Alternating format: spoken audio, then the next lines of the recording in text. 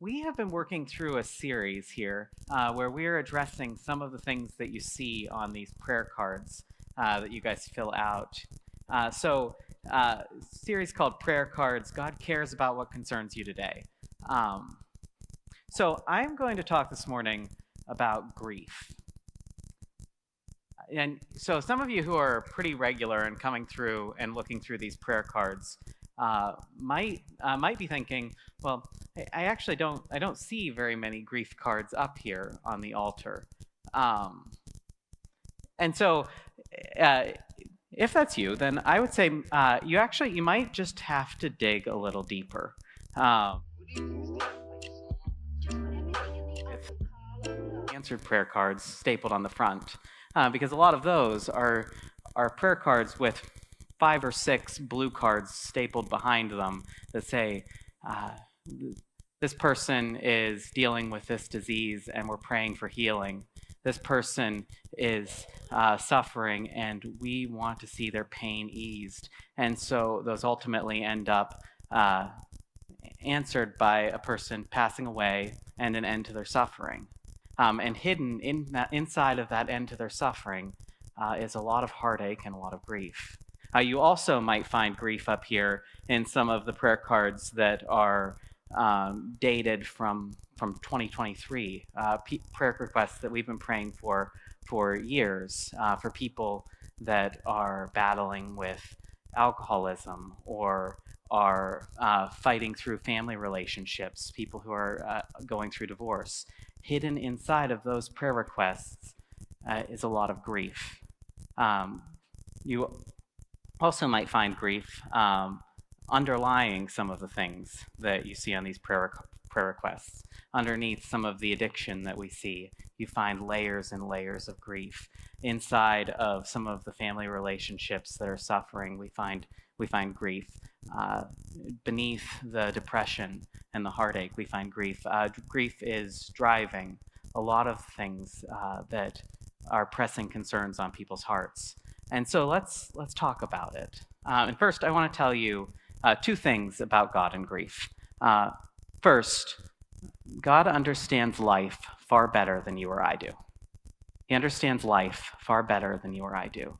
All of the things that go into it, the day-to-day, but also the grand scheme of things, how things are and how things are meant to be, he understands far better than you or I do. And second, he understands loss far better than you or I do. So hold on to those 2 things.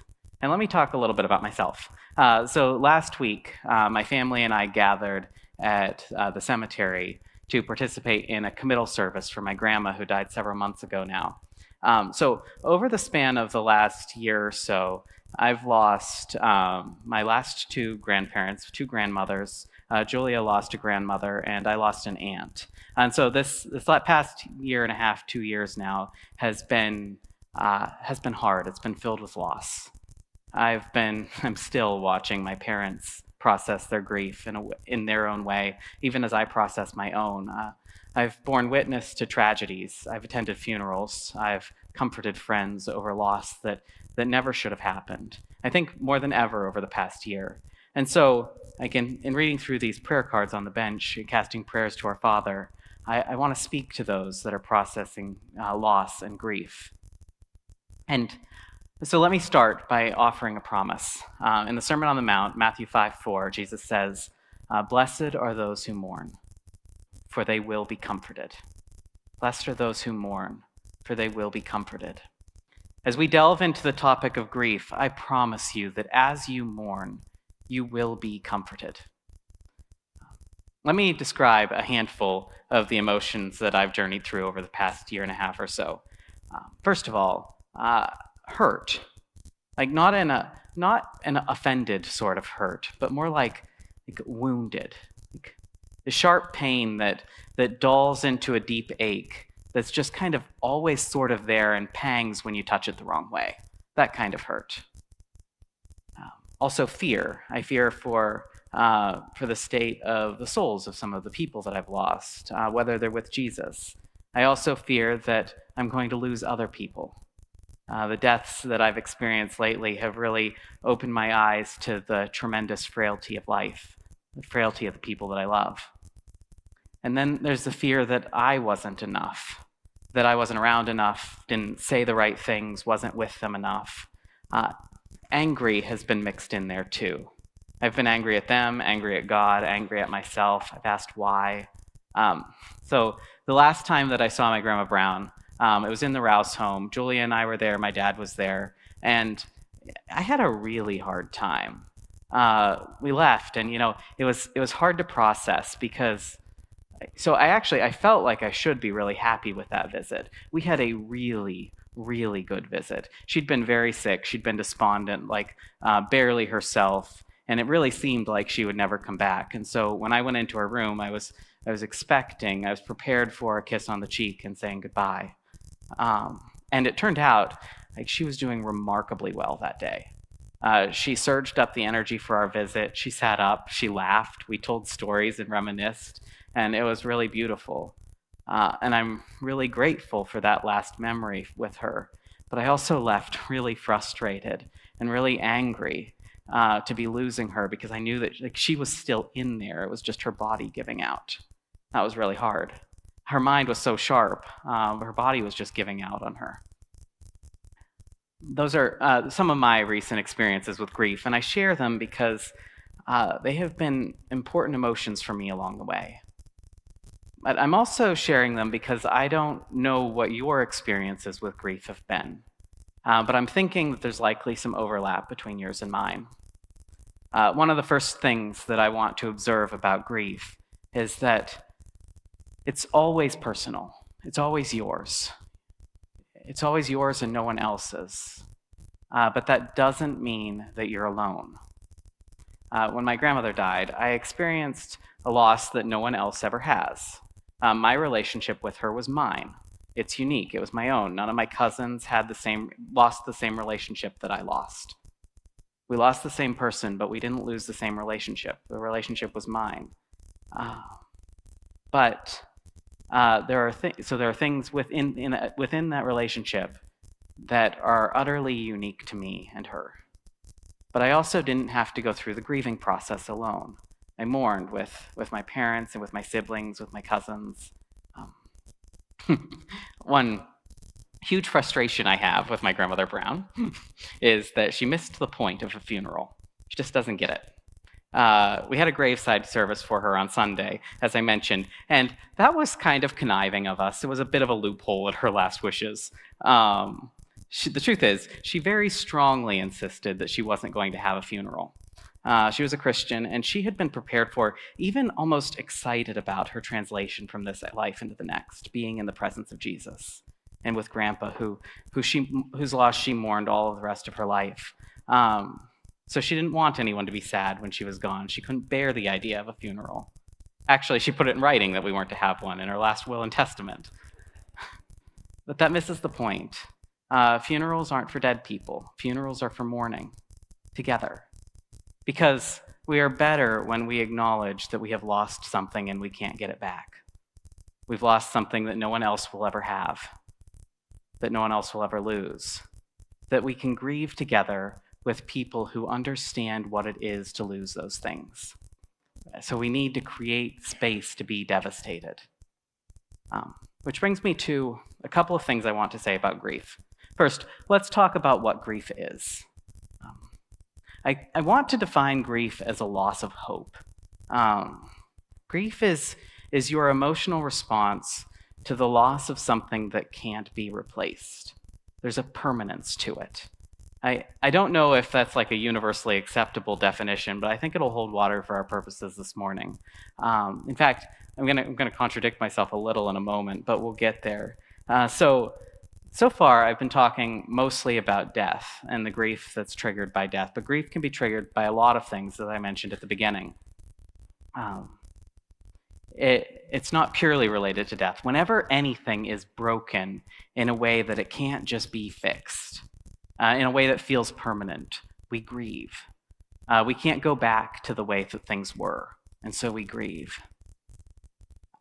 I guess part of what I mean is that grief is a loss of the future.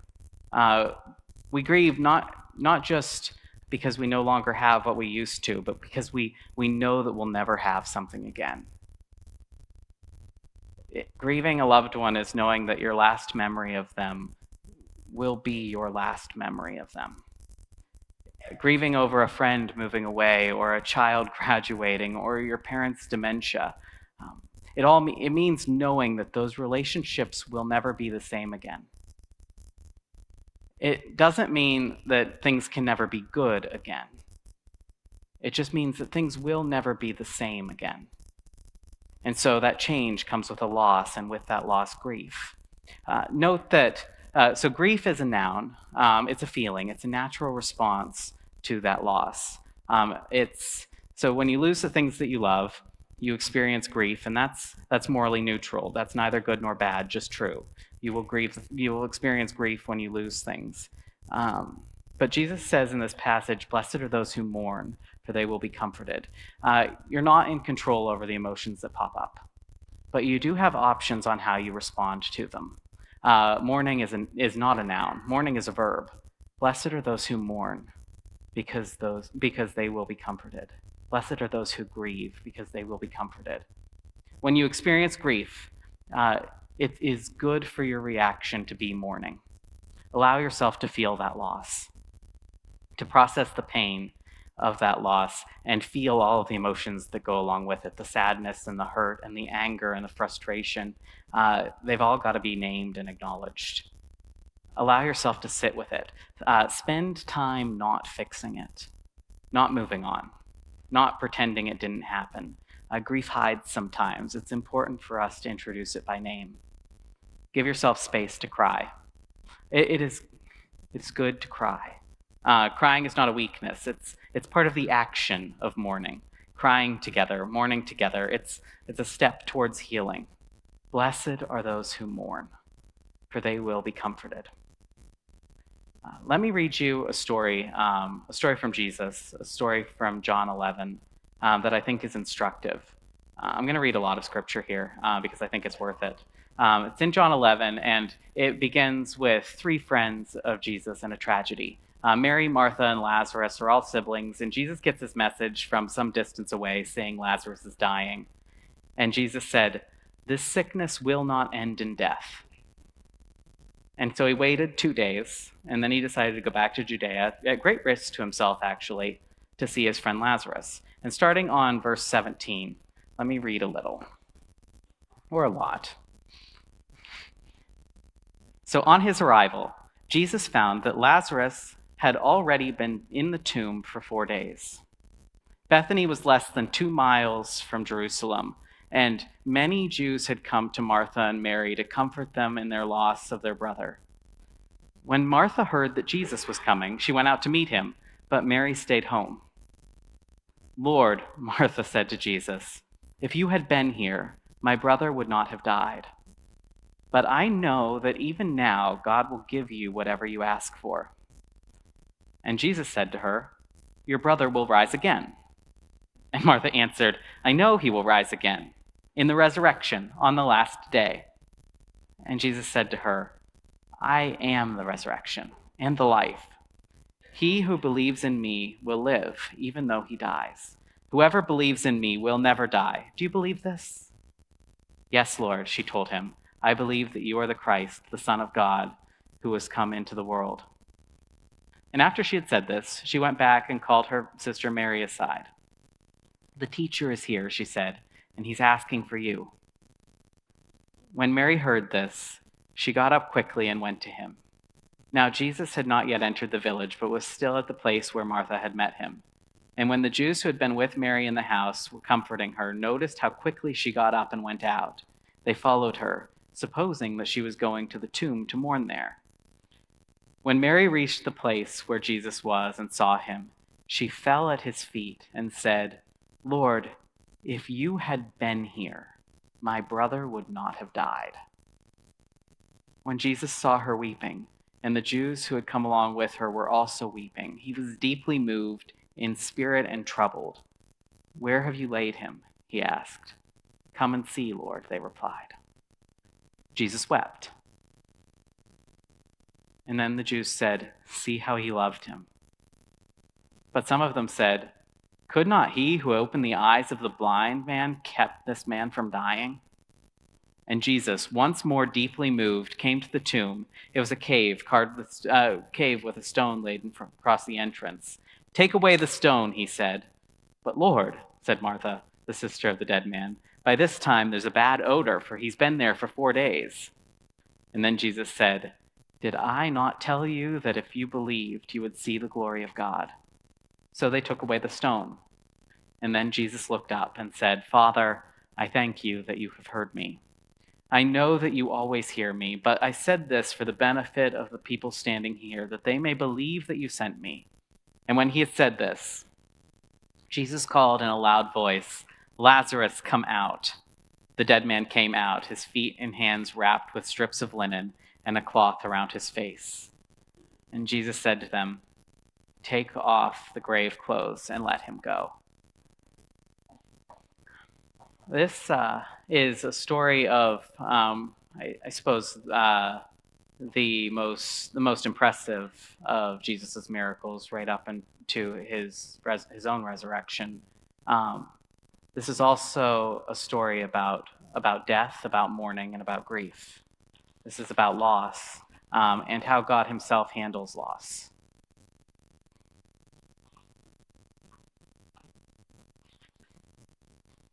So let's dig into how we deal with grief a little in this passage. So Mary and Martha. Mary and Martha had a lot of similarities, a lot of differences in how they reacted. They both blamed Jesus. That was their first reaction to him. Their tone, I think, is different, but they both blamed Jesus, and they both held on to hope. Martha seems a little bit more put together in this story. She's playing hostess. She's the strong sister. She's going out to meet them, needing to feel in control. Martha's holding fast to the hope that she has. She's polite, she's being kind, but there is accusation in there too. If you had been here, my brother would not have died. And so Jesus offers her hope. Your brother will rise again. Martha, even though she was the one that first suggested this idea, even though she's the one who said, "Even now I know that anything you ask of God, he'll give you," she can't believe it. She can't let her hope get too big. And so she falls back on the comfort of her faith. "I know that he will live again someday." And Jesus doesn't correct her. He lets her sit with that. One thing that I think is really key to interpreting this story is that Jesus knows how this story is going to end. Like, raising Lazarus wasn't a last-minute, split-second decision. He said, even before he left for Judea, that this sickness will not end in death. He knows how things will play out. He's prepared for all of this. But he doesn't correct Martha. He doesn't tell her, "No, you don't understand. In just a few hours, your brother will live again." He just comforts her in her pain. He doesn't correct her in her pain. He just comforts her. The rest, the restoration, will come later. But he takes the accusation, and he doesn't get annoyed. He doesn't get frustrated. He just comforts her.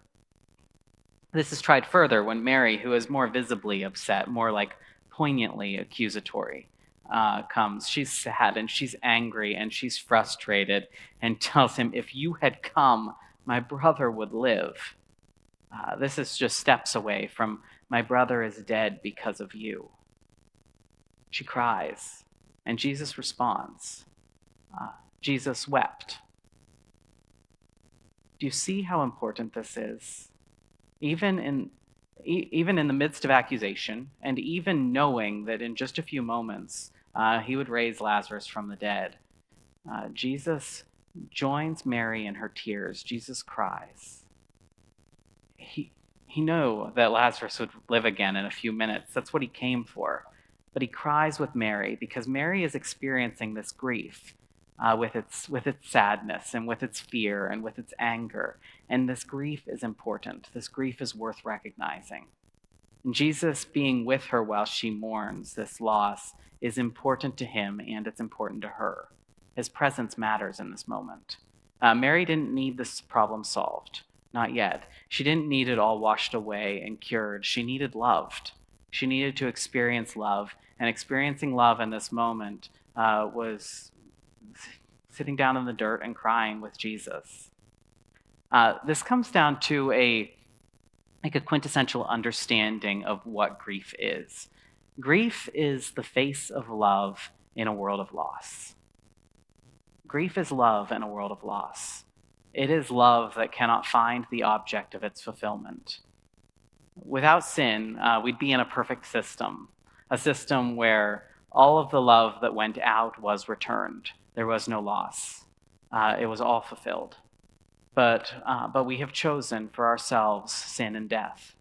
And our love hits barren patches where it met with loss. And so we only grieve because we have lost. Grief is an expression of our love. It's a mode of our love. It's a way that we love. Grief is a way of loving. So Jesus would soon do the work of restoration, of bringing his perfect kingdom back into order in one small way, a hint of what is to come in the end when this perfect kingdom is brought back into order in every way. But first, he made room for himself and for Mary and for Martha to love their lost brother in a world of loss by experiencing the pain, by embracing the grief and working through it, by remembering him and feeling the pain of his loss. They were offering love to Lazarus. Grief is not the way that things should be, and it's not the way that things will be. At the end of the story, things will be set right in ways that you and I can't even imagine yet. But in the meantime, grief is love expressed in a world of loss. This story expresses two things that I posited at the beginning. First, God understands life far better than you and I do. And second, he understands loss far better than you and I do. This means that those who mourn will be comforted because we love a God who is able to comfort you. He's able to comfort you because he understands. He can make things better, but he'll also just stop and cry with you. And that's what I want to say about grief. There are no shortcuts. There are no easy paths. There's no way to make it through life without losing. Every time you love, you're risking loss. And that loss never goes away. You can't love without losing in this world that we live in. And that love doesn't go away. There's comfort in knowing that one day things will be set right. The whole world will be made right. And your losses, every single one of your losses, will be a part of that great reconciliation. Every single thing that you've lost will be a part of that great reconciliation. And there's hope in that. But until then, every time you risk to love, you'll be risking loss at some point in the future. Blessed are those who love, for they will be comforted. Your grief will be met by one who has also lost, who has also suffered, and who will cry with you. And we can hold on to hope together. We can express our love together through our tears. There are no shortcuts. There's no everything will be okay. It doesn't bandage the wounds of loss. There's limited comfort in they're in a better place. You can't put a brave face on, pretend it's real, or pretend it isn't real, or just move on. The process of healing is slow and leaves scars. The process of healing is slow and leaves scars. One day, we will look on our Creator's scars and show him our own. And we will laugh in peace and joy together because things will be made right. We will laugh again. But until then, we show Jesus our scars, and he shows us his. And we come to this altar amidst these prayer cards, and we cry together.